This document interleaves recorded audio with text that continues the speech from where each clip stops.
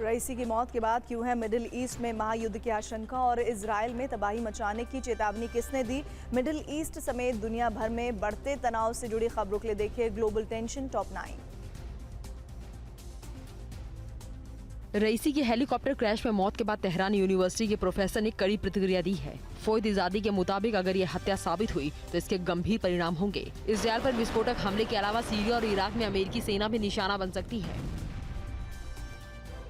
रईसी की मौत पर विदेशी मीडिया की आशंकाओं के बीच हिजबुल्लाह चीफ हसन नसरअल्लाह के बेटे ने इजरायल को बड़ी धमकी दे दी। हादी नसरअल्लाह ने कहा कि अगर हेलीकॉप्टर क्रैश में इजरायल का हाथ आया तो दुनिया का नक्शा बदल देंगे।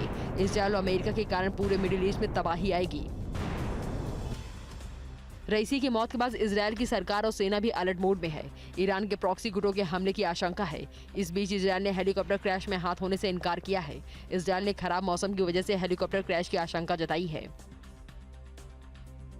तमाम अटकलों के बीच रईसी की मौत पर अमेरिका की भी प्रतिक्रिया सामने आई। अमेरिकी इंटेलिजेंस के हवाले से अमेरिकी सीनेटर चक शूमर ने दावा किया है कि रईसी के हेलीकॉप्टर क्रैश में कोई विदेशी साजिश नहीं, बल्कि ये एक हादसा है।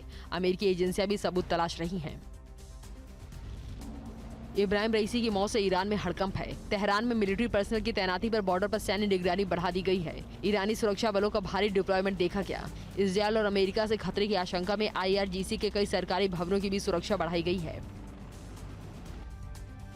रईसी की मौत ने ईरान को बड़ा झटका दिया है। IAEA के डायरेक्टर राफेल ग्रोसी के दावे के मुताबिक ईरान रईसी के नेतृत्व में जल्दी ही परमाणु पावर बनने वाला था। एटमी विस्तार पर रईसी तेजी से काम कर रहे थे। IAEA और अमेरिका की निगरानी को भी वो लगातार चुनौती दे रहे थे।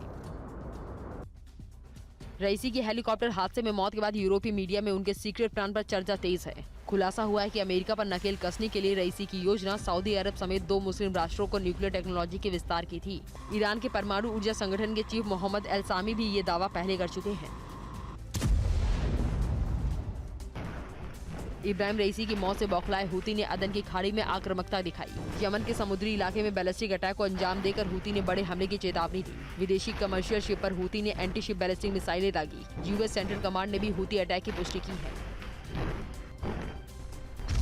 रईसी की मौत की खबर जैसे ही फैली, हिजबुल्लाह ने इजरायल पर बड़े हमले तेज कर दिए। इजरायल के अल अलाम बेस पर जहां रॉकेट से अटैक किया, वहीं अल मलिका बेस पर आर्टिलरी प्रहार कर भीषण तबाही मचाई। हिजबुल्लाह ने IDF को भारी नुकसान का दावा किया है।